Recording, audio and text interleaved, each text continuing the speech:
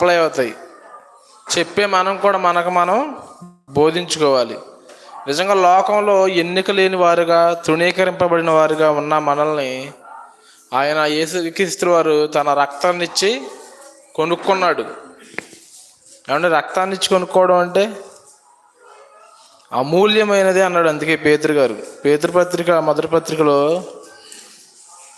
చూపించారు కదండి, మాట చదివించారు.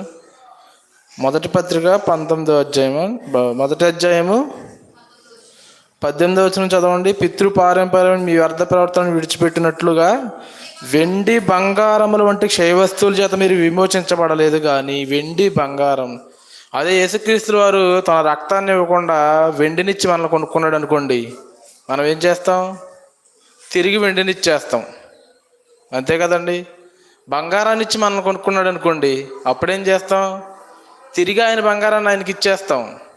అందుకే అన్నాడు అమూల్యమైన రక్తము, అమూల్యమైనది. అమూల్యం అంటే మనం తిరిగి చెల్లించలేనిది. అమూల్యమైనది అంటే మనం తిరిగి చెల్లించలేదు, దానికి మూల్యం కట్టలేనిది.